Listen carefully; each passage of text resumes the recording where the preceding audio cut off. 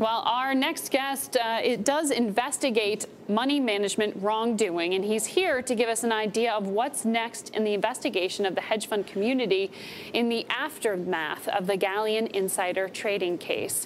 He's Edward Siedle, president of Benchmark Financial Services, a former SEC attorney, and he joins us now live from Boynton Beach, Florida. Edward, when you heard about this case with Raj Rajaratnam, there was a lot of surprise among Wall Street insiders. He was so widely known, well respected. What was your reaction? Well, I'm not surprised at all, because what's been happening is pension funds, endowments, and foundations and other professional fiduciaries have largely been giving hedge funds a pass, not holding them accountable to the same fiduciary standards that they hold traditional managers. As a result, hedge funds don't have a very sophisticated knowledge of fiduciary concerns like conflicts of interest, codes of ethics for personal trading, insider trading, use of affiliated brokers, and self-custodying of assets. These are critical issues for professional fiduciaries, but unfortunately, in this desperate search for higher returns, a lot of the professional investors have ignored them. Yeah, some people would say, though, that there's a fine line. I mean, it's hard when you're in a hedge fund, you're making a business about being ahead of the curve. So when it comes to the question of insider trading, there's a gray area in some respects, you could say. So it sounds like you're talking more about people exploiting outright versus the insider trading question here. Misuse of funds versus someone getting a little greedy on the insider trading. Well, when you're dealing with traditional money managers that are registered with the SEC, they're required under the federal laws to have codes of ethics, and part of the codes of ethics include policies on insider trading. When you're dealing with a hedge fund that's not registered with the SEC, there's no real requirement. So the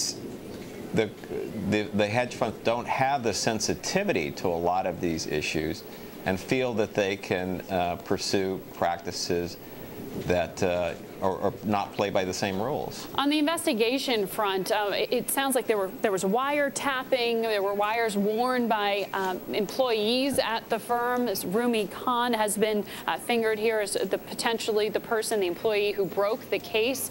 When you hear about like FBI getting involved with wiretapping and the like, I mean, this seems a bit unusual in this white-collar space, no? Well, it's not unusual at all. I mean, but what's surprising to me, and I think really revealing, is the response that we've seen from the hedge fund community is they're concerned about having their offices swept for wiretaps. They're not concerned about stopping insider trading. They're concerned about getting caught. Well, people are coming to you for that? Hedge funds are coming to you for that? They are coming to I'm in what would be called the money management intelligence community. They are coming to people who provide money management intelligence services to basically you know. But you have firsthand knowledge of that, of hedge funds saying we want to make sure that no one here on the inside, no employee is wearing a wire, that our phones aren't tapped, that we're not under investigation. Yes, I have insight. Yeah, I have knowledge about that. And that's all. And I think that's revealing. But that's in the wake of Galleon, or has that been within the past year? I mean, we've been hearing a lot of growing pressure for further regulation of hedge funds. Is this a new thing within the past week? Oh, yes, this is within the last week. Wow. And that's the response of I think, a lot of hedge fund operators, is that they don't want to stop the insider trading. They're not really sensitive to how serious this is. They want to basically continue doing what they're doing and not get caught. Who are you talking about when we talk about these hedge fund managers who are adopting these tactics? Are they the giants? Are they the Galleons? Or are they some of the smaller shops that have survived? Well, they're some of the largest shops, and there are also smaller shops as well. I mean, we have a lot of serious concerns about the very largest of hedge funds in the country and some of the very smallest.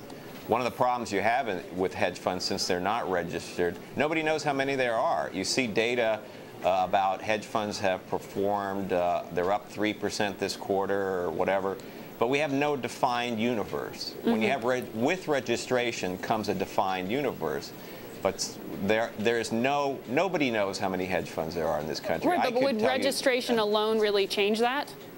Really change the practices?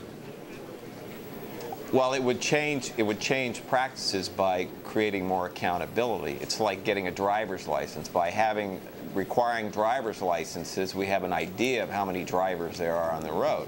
If we didn't require licenses, we wouldn't have any idea how many people were driving on the road. Or maybe we would, but the point is that registration creates accountability, and we don't have that now. Nobody knows what hedge fund performance is because nobody knows how many hedge funds there are. All right. Well, thank you so much, Edward Siedle, for joining us live from Florida. He's the president and founder of Benchmark Financial Services.